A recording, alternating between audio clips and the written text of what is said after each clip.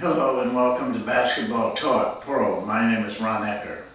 We have a real interesting subject today.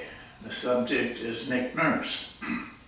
Of course, I'm sure all of you know he's the gentleman that won, not this last playoff, but when everything was normal, he won in the finals.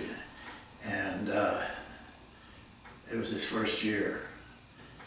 In fact, he was hardly heard of before that.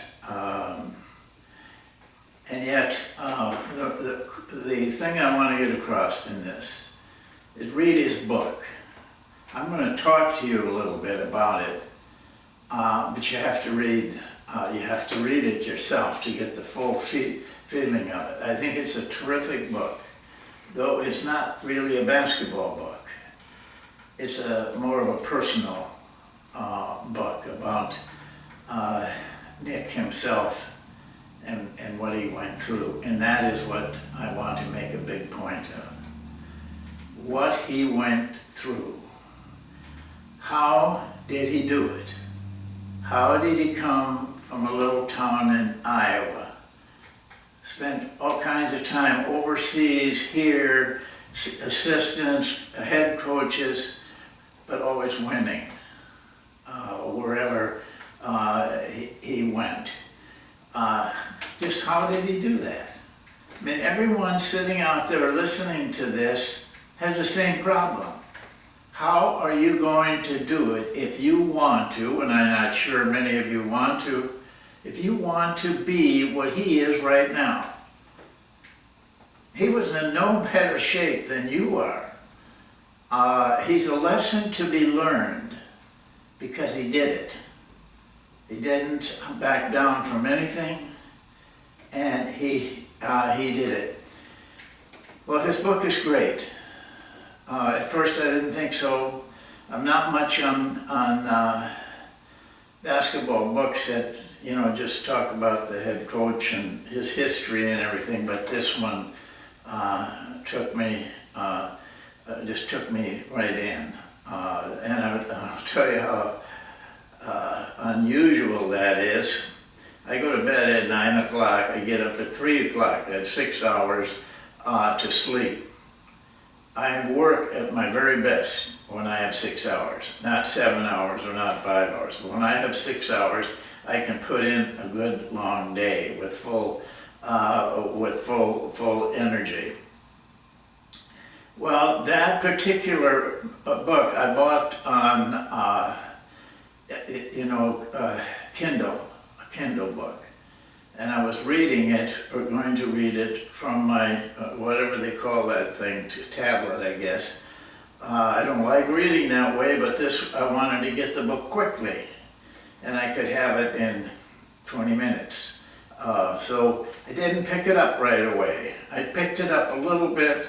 I read maybe 3-4 pages and put it down again. Then I was ready to go to bed a little bit later, and the book was on the bed.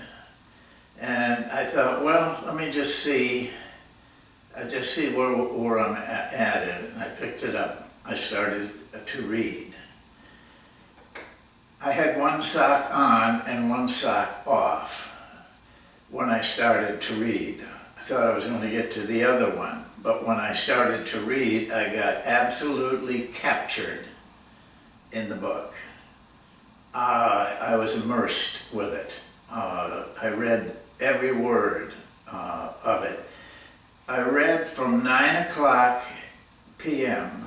to 3 o'clock in the morning and never moved.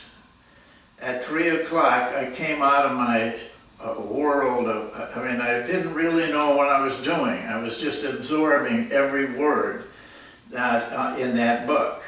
I completely blanked out everything. I still had only one sock on. I still was only sitting on the bed with just half of my butt on it and me tipping over, but refusing to leave the book. I had a very nice, comfortable chair 4 feet away and never could stop long enough to get it. That's how much the book meant to me, and every word I read, I said, this is for all coaches. This is what coaches need to know. Not what the academic people say, but what really happens in the trench. How do you get to be a bigger guy in a bigger conference, in a bigger league? How do you get to do that? This book is going to show you how he did it. It's remarkable where he came from and where he ended up.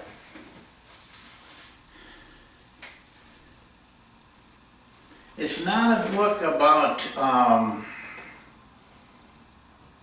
offenses and defenses. Well, it's mentioned, of course. It's more a book about personal courage, personal drive, personal risk-taking, and personal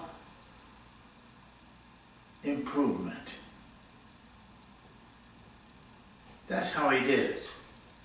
Nothing more than everyone that's listening to this, everyone has as much as Nick Nurse did. And if you aren't willing to do what he did, you're going to stay right where you are and complain about how you never get a break. He didn't get any breaks either. When you read the book, you'll find out that he had setbacks. Everything you could imagine to me, worked in situations that were not any fun at all. So forget about all the technical stuff. You can get that. But you can't get by just watching what Nick Nurse did and what he became. You see, he not only built his career, he built himself. He had to build himself in order to do the things that he was prepared to do. A job opened in some weird country in Europe.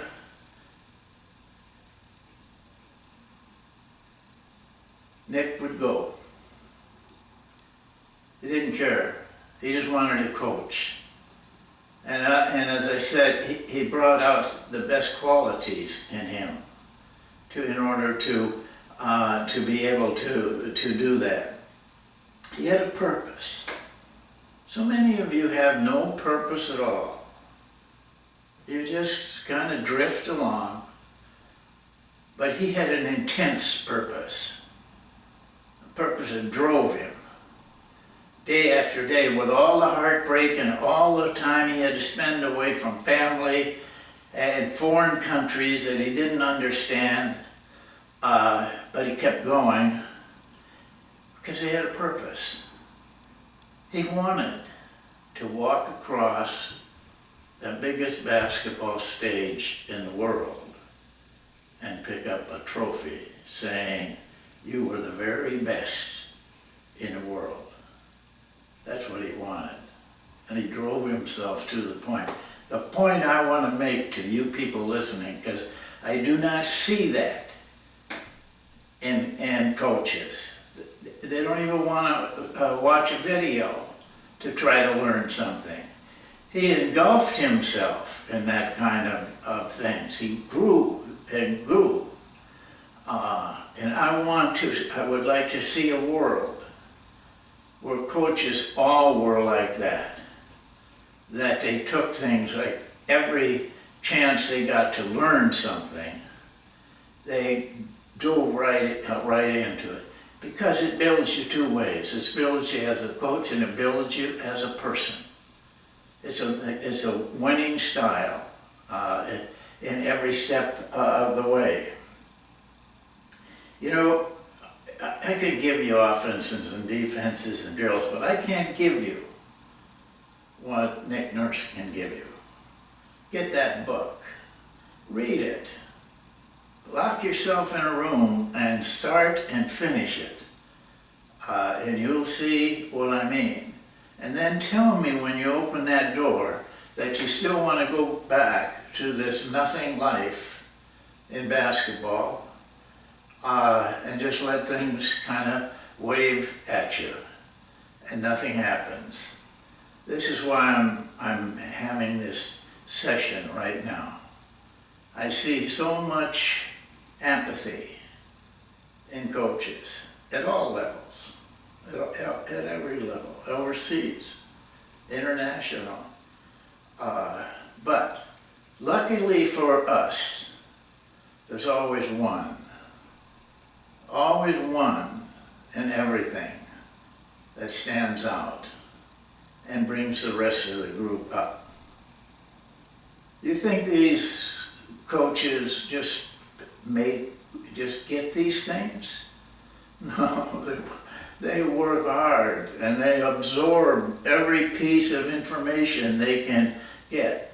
Phil Jackson, I'm sure everybody looks at Phil and says, well, he just said everything in the world. He had Michael Jordan, he had Kobe Bryant, but I know where Phil had started.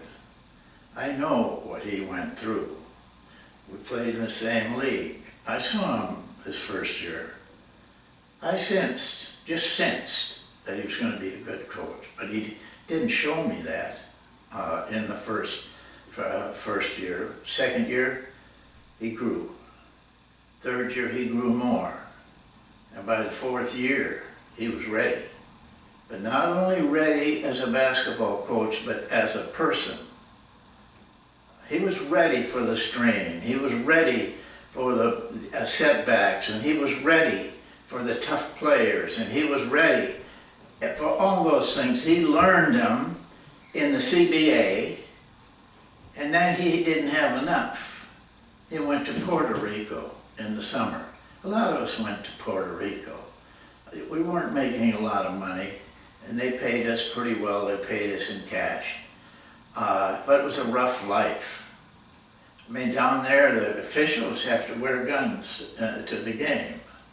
They have it in their little bag. Every basketball court has a fence around it to keep the fans from attacking players, coaches, officials. It's about their order. In Aibonito, probably the toughest place in the world to play, that fence goes all the way from the floor up to the ceiling because their fans are so rapid. Practices, almost all the practices I had down there, and I'm sure Phil would say the same thing, they allowed the fans to come in and watch your practices, and then they would get drunk because they love to drink Puerto Rico stuff.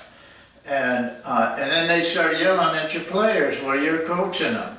They'd come right down as far as they could get and yell at some player, yell at me. It was tough, boy. But it was good for us. It was good for Phil, it was good for me, it was good for a lot of us. We learned how to get along. We learned how to handle those tough situations. We learned patience because we couldn't speak the language. This is what I want to bring to you. Phil Jackson and Nick Nurse are great examples to you. They paid the price and they got the reward. And that's the way it should be. But if you don't pay the price, coaches, you can't get the reward. And your chances are pretty good that in 3-4 years you'll be out of coaching. It's too tough. And it is too tough. But somehow you gotta hang on. And somehow you gotta fight through the next problem. And the one thing you cannot do is quit. The easy way. I've seen so many talented coaches that just couldn't do it. I talked to them and they would complain constantly about the pressure, the tough players, the fans. That was what they talked about. I talked to them about winning. That's all I wanted to know. I didn't care. And Phil and Nick are just the same way. They just want to walk off that floor with the scoreboard in their favor. The rest of life will just have to wait. But it grows them as well as their coaching. Think about this. Read that book. And then decide, is this worth it? If it isn't worth it, quit now. Quit while you may be ahead. I mean, I don't like to see people quit. I don't even like to see people retire. I'd like to see Phil Jackson come back on the floor. I know he can't do that. But it would warm my heart to see him come back and eat up those people with his triangle that everybody says is a terrible offense. He just won 11 NBA championships, but that's that's the way people think. You got to buck up. You got to have courage. You got to have drive. You got to be willing to take chances. Pick up your family and move to some country that you don't know anything about, can't speak the language, or pick up to go across the nation, go to places that you don't really like, your family hates. This is what you do. Not everybody has to do that. I know that. But I don't see many of those guys walking across those stages picking up a trophy either. That's it for today. I'm glad you watched. I hope you will read his book. It's worth your time. And we'll see you next time, another 2 or 3 days. Thank you.